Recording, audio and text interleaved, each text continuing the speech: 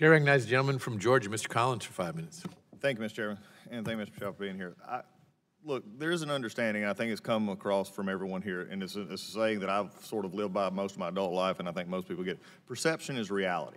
Now, you can disagree with the perception, you can disagree with the reality, but at a certain point in time, as you've even heard from many of the folks discussing on both sides of the aisle today, there's several perceptions that are going on what's being stored, what's not being stored, and how that is, or how that data and that privacy issue, and also the effects or the outcomes of the searches are made.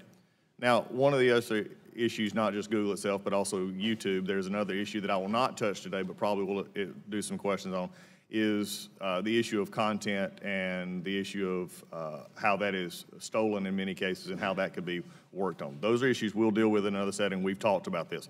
But I want to go through several questions because it's been discussed a lot about what you collect and what you don't collect. So the next few questions will be yes, no questions. I'm not trying to trick you here. It's simply what do you collect and how do you collect it, okay? In dealing with Google, do you or do you not collect identifiers like name, age, and address? Yes or no? If you're creating an account, yes, and using an account, yes. Yes. Specific search histories when a person types something into a search bar? If you have search history turned on, yes. Device identifiers like IP address or IMEI? Depending on the situation, we could be collecting it, yes. GPS signals, Wi-Fi signals, Bluetooth beacons? You know, would depend on the specifics, but there may be situations, yes. The GPS, yes. Yes, if you have location. Voice and conversations when using Google Voice products? We give an option to turn on or off. And but if a person didn't know it, voice and conversations when using Google Voice products? Yes. We only record when they initiated with OK Google and then say the terms after. Contents of emails and Google documents? We store the data, but we don't read or look at your Gmail. But you have access to them? As a company, we have access to them, yes. So you could? Saying you don't or don't. I'm not asking do you or don't. I'm saying you could, though there is a possibility. We have clear established policies on how we would do that data. And their privacy policies, speaking of that, has changed 28 times, including 8 times since January 2016. So I think the policies, and this is why I'm asking these questions.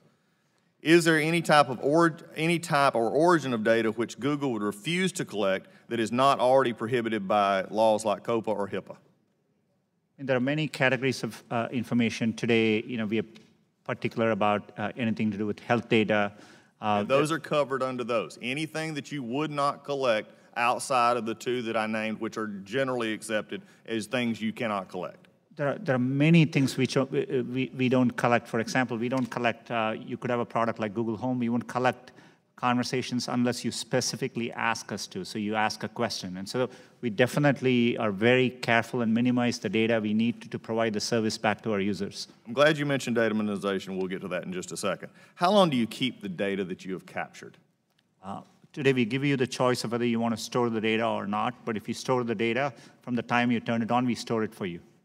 Okay, well, let me ask a question here. For all this has been discussed, age identifiers, search histories, all these things. And for how many would you say, let me just say, you've made an interesting question. How many people actually understand that they can actually cut this off? We remind people, and every day 20 million people come and make changes in these settings. So we see robust activity. When you control 95% of searches, you control this in a very large way. I would say the vast majority, not the most sophisticated, not the ones in a certain age demographic, are not as familiar with this as, say, some who work in the industry or at least around the industry. Would that not be a fair statement? If you could repeat that, Congressman, sorry. I'll get back to it. Earlier it was said that identifiers such as age, name, and address are treated differently. If that is true, how are you treating them differently, and is the same data collection process still done? How is it treated differently than maybe some of these others that we have spoke of that came, I think, from Mr. Deutsch's discussions, such as locators and things like that? We offer different controls for that. So for example, for location, we give specific controls. For your voice activity, we give specific controls. We are trying to meet users' expectations. And so for example, some people may want their search history to be available, but they don't want YouTube history to be recorded. So we give those choices to our users. One of the general dynamics of most of this tech industry and those who collect data is data minimization. You brought it up just a few minutes ago. The issue that I have, and it was in March of this year, a security researcher actually downloaded his, quote, Google takeout. This is probably there. it was 5.5 gigabyte. This is not just a few names and addresses and where you went. Why, number one, does Google need all this information? We can answer that in the fact that 86% of your revenue comes from advertising, so we know you manipulate the data in some ways. However, can you explain what you do to minimize this data, which is generally an accepted standard practice among those who collect data? Our goal is, but we are providing, for example, if we are providing you a service like Gmail, which we have done for 15 years, that data, we need to store it for our users, so they expect us to. So we are trying hard to match users' expectations. We don't need, our data for advertising, as I said earlier, most of it comes from just the keywords you type. And so, we need minimal data to do advertising. We give you options to turn ads personalization off.